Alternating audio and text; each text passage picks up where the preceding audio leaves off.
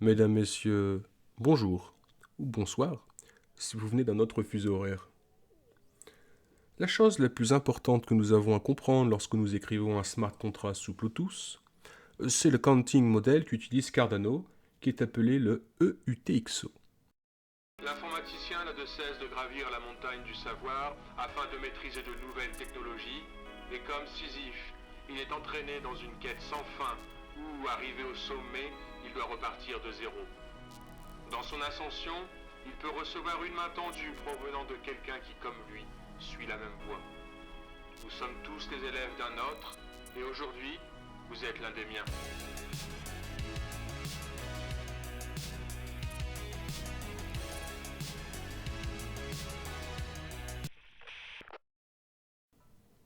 C'est l'abréviation de Extended Unspent Transaction Output Model.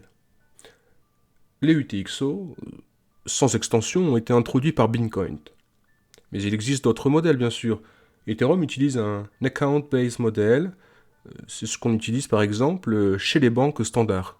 Chaque utilisateur possède un compte bancaire, et chaque compte possède un solde. Et si vous transférez de l'argent d'un compte vers un autre, alors les soldes sont mis à jour.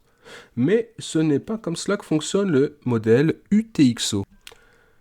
Les UTXO désignent dans le domaine des crypto-monnaies une sortie d'une transaction blockchain qui n'a pas été utilisée comme entrée dans une nouvelle transaction, c'est-à-dire qui n'a pas été dépensée. Regardons un exemple. Ici, nous avons deux UTXO. Une qui appartient à Alice, contenant 10 ADA, et une autre qui appartient à Bob, de 50 ADA. Considérons que Alice peut envoyer 10 ADA à Bob. Alors elle crée une transaction. Une transaction possède des entrées et des sorties. Une chose importante, il faut savoir que les transactions UTXO ne s'utilisent qu'avec des entrées. Donc, si je veux envoyer 10 ADA à Bob, si surtout Alice veut envoyer 10 ADA à Bob, alors Alice ne peut pas simplement casser ses 10 ADA en deux, 90 ADA et 10 ADA. Non, elle doit utiliser ses 100 ADA en entrée.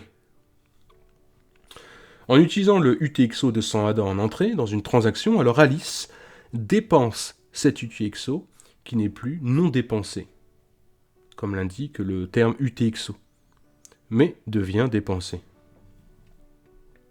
Maintenant, elle peut créer des sorties pour une transaction. Elle peut payer 10 ADA à Bob, alors une sortie sera 10 ADA pour Bob. Et une autre sortie pour elle sera créée de 90 ADA. C'est donc ainsi que se réalise une transaction UTXO complète. On consomme l'intégralité de l'UTXO, mais on crée une sortie, output, pour le change de la monnaie non transférée. Notez que dans une transaction, la somme des entrées doit être égale à la somme des sorties. Dans cet exemple, on a bien 100 ADA en entrée et 90 et 100 en sortie, donc égale 100. Mais ce n'est pas exactement vrai car il y a deux exceptions. Il y a les frais de transaction de la blockchain, donc la somme de sortie doit être légèrement supérieure à la valeur d'entrée. Et il y a aussi le fait que dans certains jetons natifs qu'il y a sur Cardano, il est possible, pour certaines transactions, de créer de nouveaux tokens. Dans ce cas, la sortie sera plus élevée que l'entrée. Ou de brûler des tokens. Dans ce cas, l'entrée sera plus élevée que la sortie. Mais ceci est un sujet avancé, d'accord, concernant la gestion de la génération et la destruction de tokens natifs sous Bluetooth. Et donc il y aura bientôt un cours qui abordera le sujet. Donc aujourd'hui, nous n'étudierons actuellement que les transactions où la somme des valeurs d'entrée sont égales à la somme des valeurs de sortie. Dans ce premier exemple, nous avons vu qu'une transaction consomme un UTXO en entrée et en produit 2 en sortie. Donc un UTXO d'Alice contenant 100 ADA a été consommé et entraîne la création de 2 UTXO de 90 ADA pour Alice et 10 pour Bob. Prenons notre exemple, un peu plus compliqué, où Alice et Bob, ensemble, veulent payer 55 ADA chacun à Charlie. Alors ils créent chacun une transaction en entrée. Alice n'a pas d'autre choix. Elle n'a qu'un seul UTXO, alors elle l'utilise. Et Bob lui non plus n'a pas d'autre choix, parce qu'aucun de ces UTXO n'a assez d'ADA pour couvrir le montant demandé. Alors Bob utilisera les 2 UTXO en entrée. Nous avons donc 3 UTXO en sortie. Nous avons la somme des 2,55 ADA de Bob et de Alice pour Charlie, et 2 sorties, donc c'est la monnaie rendue à Alice et à Bob. Alice paye 90, alors en retour 35, et Bob paye 60, il recevra 5 ADA. Une chose qui n'a pas été expliquée, c'est sous quelles conditions une transaction dépense un UTXO donné. Naturellement, cela ne serait pas une bonne idée, si n'importe quelle transaction peut dépenser arbitrairement des UTXO. Si c'était le cas, alors Bob pourrait dépenser l'argent d'Alice sans son consentement. La solution trouvée est d'ajouter une signature aux transactions. Ainsi, pour notre premier exemple, notre première transaction, qui consomme une transaction UTXO appartenant à Alice comme une entrée, alors la signature d'Alice doit être ajoutée à cette transaction. Et dans le deuxième exemple, parce qu'il y a des entrées appartenant aux deux, Alice et Bob, ils doivent signer leur transaction.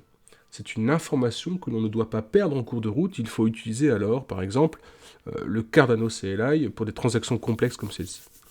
Mais jusqu'alors, nous avons parlé uniquement du modèle UTXO qui n'est absolument pas le Extended UTXO, le EUTXO. Le modèle étendu arrive quand on commence à parler de smart contract. Voyons ça en détail. Concentrons-nous alors sur une consommation d'une UTXO en entrée. Comme nous l'avons dit, ce qui décide si nous avons l'autorisation de consommer une entrée UTXO ou non, c'est la signature numérique. Alice doit signer la transaction pour que l'UTXO puisse être valide. Maintenant, l'idée de l'Extended UTXO modèle, c'est de rendre cela plus général.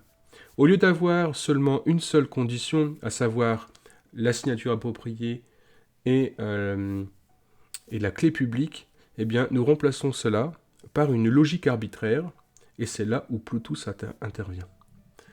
Donc à la place de la clé publique d'Alice, dans notre exemple, nous aurons un script arbitraire contenant une logique arbitraire. Et à la place de la signature dans la transaction, nous aurons un ensemble de données arbitraires qui permettront de déterminer si la transaction va pouvoir consommer l'output. On appelle cela le redeemer. La question maintenant est de savoir qu'est-ce que cela signifie exactement. Qu'entendons-nous par une logique arbitraire? Dans notre exemple, le script ne voit que le redeemer. Et c'est seulement en le lisant qu'il peut déterminer s'il autorise ou non la dépense de l'UTXO. C'est ce que fait le Bitcoin. Dans le Bitcoin, il y a des contrats intelligents, mais ils ne sont pas très intelligents. Ils sont appelés aussi script Bitcoin. Il y a un script côté UTXO et le redeemer de l'autre côté au niveau de l'input, au niveau de l'entrée. Et le script de l'UTXO utilise des données du redeemer pour déterminer si l'input peut alors consommer l'output. Mais ce n'est pas la seule possibilité. On peut décider de donner plus d'informations au script. Sur Ethereum, le mécanisme est différent. Le script peut voir toute la blockchain, tout l'état de la blockchain. C'est l'extrême opposé du Bitcoin. Dans le Bitcoin, le script voit très peu le contexte. Tout ce qu'il peut voir, c'est le redeemer. Dans Ethereum, les scripts peuvent voir l'état complet de la blockchain, c'est ce qui fait sa solidité.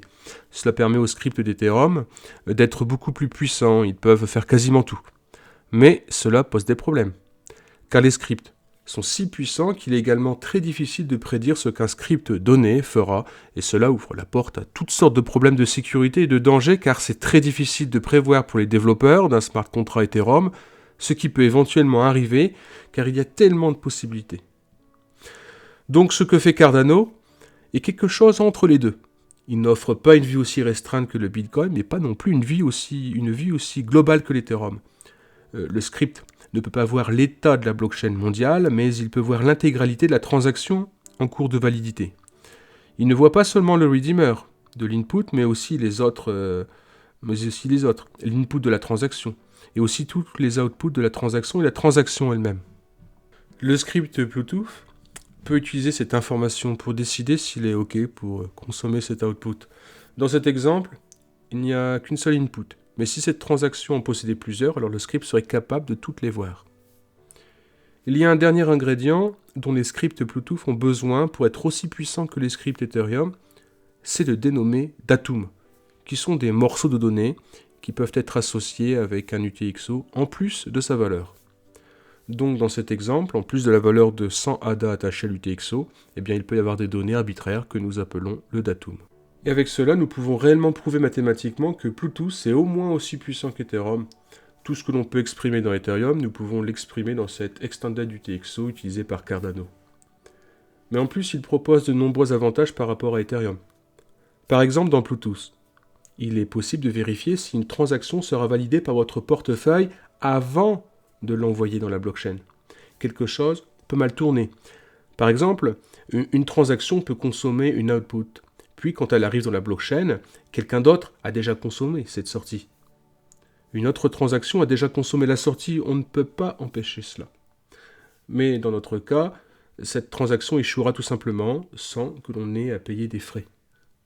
Ici, si toutes les inputs attendus par la transaction sont toujours là, eh bien vous pouvez être sûr que la transaction sera validée et qu'elle aura l'effet prédit lorsque l'on exécute dans notre portefeuille.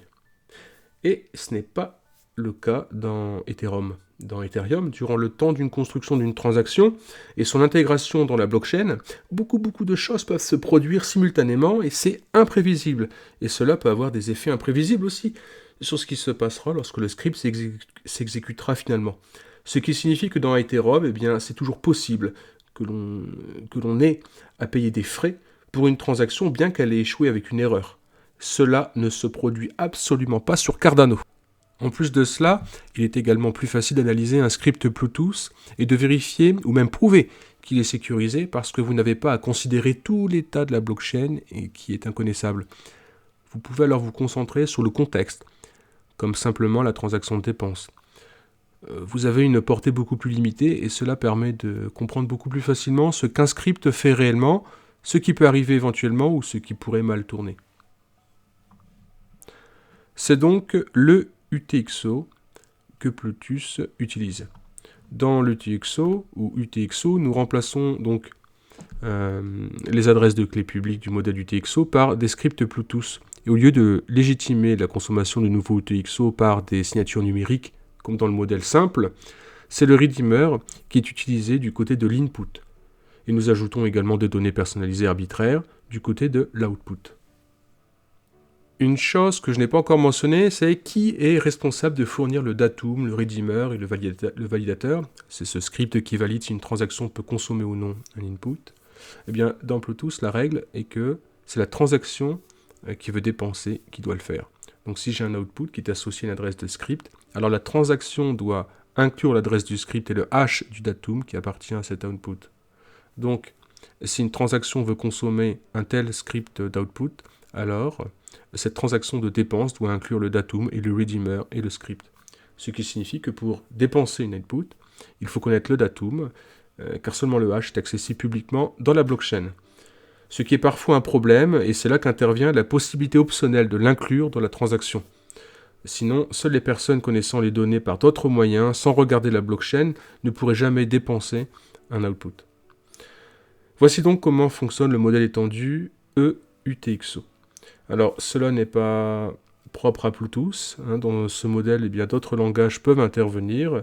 Et d'ailleurs, dans le futur, eh bien, il va être possible d'utiliser Bluetooth avec d'autres langages, d'autres compilateurs qui vont permettre, eh bien, vous pourrez écrire du code, par exemple, dans des langages avancés comme le C++, par exemple, ou le Python. Et votre compilateur, eh bien, transformera ce que vous avez écrit en Bluetooth. Et vous pourrez utiliser, du coup, eh bien, des smart contrats basés sur le modèle EUTXO. Voilà, merci pour votre attention. Bien, n'hésitez pas à commenter, liker, partager la vidéo et je vous dis à bientôt.